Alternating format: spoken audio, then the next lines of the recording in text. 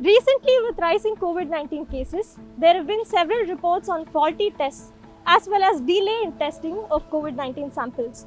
So today I'm going to take you through the COVID testing process.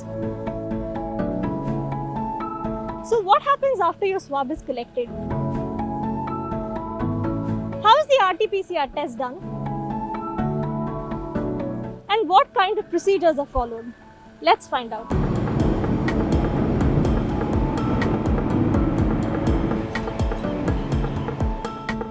So I'm at a kiosk collection facility outside the Thyrocare Laboratory Center in Navi Mumbai. So around 70 samples are being collected here every day.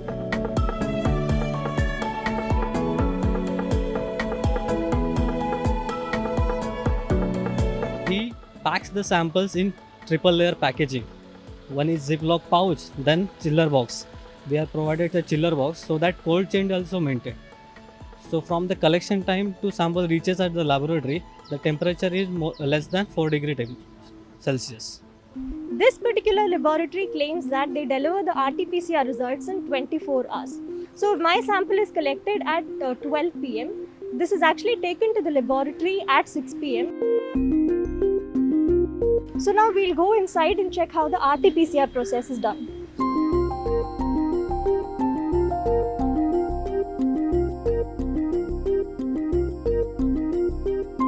As soon as the sample reaches the laboratory, the first step involves converting RNA to DNA using an enzyme called reverse transcriptase. This is done because the reverse transcription polymerase chain reaction or the RT-PCR test doesn't work with the RNA. The samples are first divided into batches, with each batch containing 93 samples. Then the RNA is extracted from the patient's sample. So here there is a automated systems on which the person who is sitting on the biosafety cabinet is doing the procedure, and then final plate goes into the Kingfisher extraction system, and from that system will get the hands-free extracted DNA, that is a semi-automated extracted DNA. So for putting the plates inside, here are the area where we are preparing the plates. So this is the area which is the plate preparation.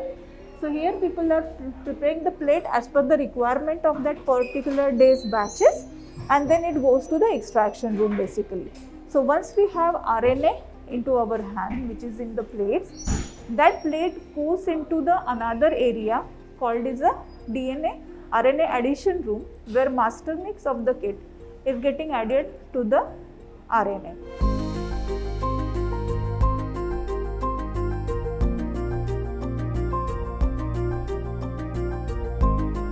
This is the instrument where master mix of the kit is get mixes with the RNA. So these are the ports which are there. So it is not in use now, but one plate is filled with the master mix that can be put it over here, and then RNA gets added. So once we are having plate ready where RNA and master mix is get ready, then that goes into the final procedure called as a reverse transcriptase PCR. We need to put a plate over here. Once we put up the plate over here, there is one software. In that software, we have to start the run, and we'll get the result after 1 hour. These reports are get automatically uploaded into the system. After person who is releasing the report should verify this twice. So after 2 or 3 times verification, reports get uploaded into the system, and from that system reports get uploaded into the ICMR portal. Basically we are finding out for the amplification of a RNA which is responsible for SARS-CoV-2. So if that RNA or that fragment of a RNA get detected into the system, then that patient is reported as a positive.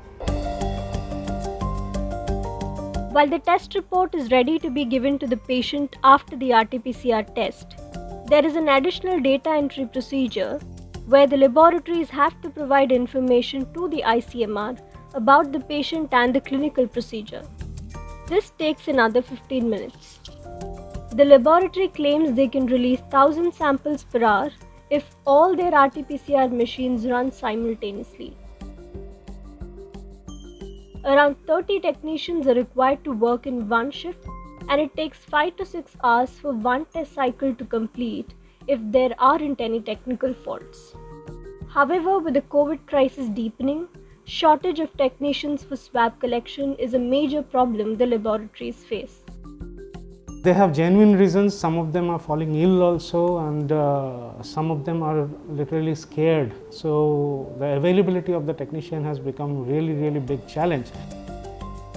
Availability of manpower is very crucial to avoid delay and faulty test reports. This sample is a swab.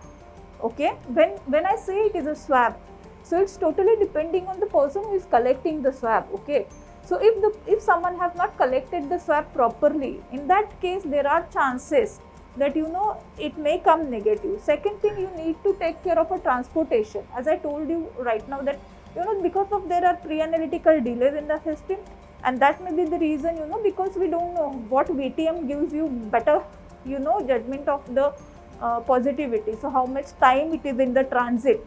So that should be consider when we are looking at all the things.